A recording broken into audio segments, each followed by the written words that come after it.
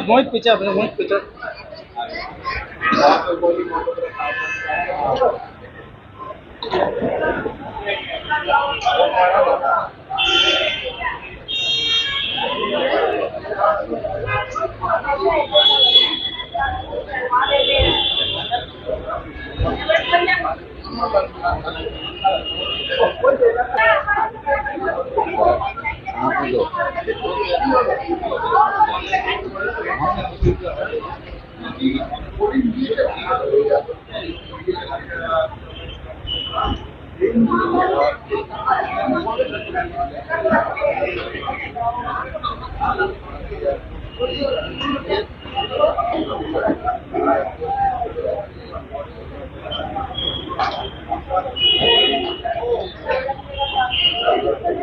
বাইশে জানুয়ারি রাম মন্দির উদ্বোধন অযোধ্যাতে।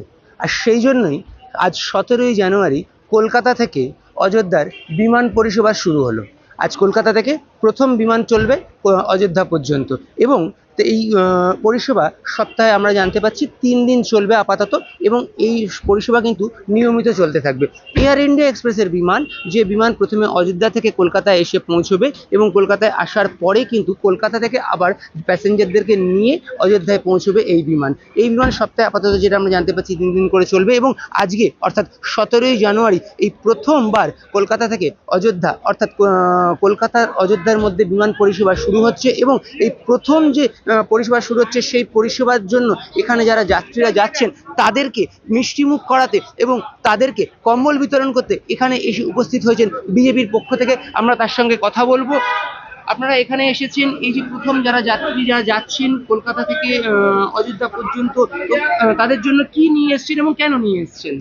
দেখুন, প্রথমেই বললো 500 বছরের স্বপ্ন আজকে সারা সমগ্র ভারতবাসীর, শুধু আমার নয় বা মোদিজির নয়, সমগ্র ভারতবর্ষের স্বপ্ন ছিল যে রাম মন্দির কবে উদ্বোধন হবে, রাম মন্দির কবে হবে। তা একমাত্র মোদিজির জন্যে আজকে সেই স্বপ্ন আমাদের সাকার হতে চলেছে।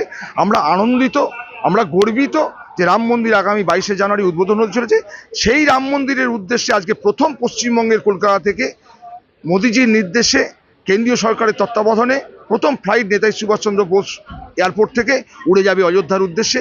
যারা যাবেন রামলালার মন্দিরের দর্শনের জন্য 22শে জানুয়ারির উদ্দেশ্যে, তাদের হাতে মানে প্রচণ্ড ঠান্ডা, হাতে ব্ল্যাঙ্কেট তুলে দেবো, মিষ্টি মুখ করাবো, রওনা করাবো অযোধ্যার উদ্দেশ্যে।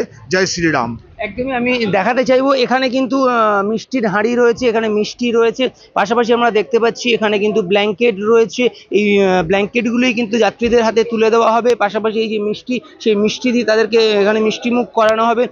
বিজেপির পক্ষ থেকে নমামি গঙ্গে যে সংগঠন, তার পক্ষ থেকেই কিন্তু এখানে তার কনভেনার তিনি এখানে উপস্থিত হয়েছেন এবং তিনি কিন্তু এখানকার যারা যাত্রীরা যাবেন তাদেরকে কিন্তু মিষ্টিমুখ করাবেন। কারণ এই 17ই জানুয়ারি অর্থাৎ আজকে থেকে কিন্তু প্রথম কলকাতা এবং অযোধ্যার মধ্যে বিমান পরিষেবা শুরু হচ্ছে। এই কলকাতা থেকে বিমান পরিষেবা আমরা যেটা জানতে পাচ্ছি যে প্রতিদিন একবারই চলবে, অর্থাৎ একবার অযোধ্যা থেকে বিমান আসবে এখানে এবং সেই বিমান আবার এখান থেকে ফিরে যাবে অযোধ্যাতে।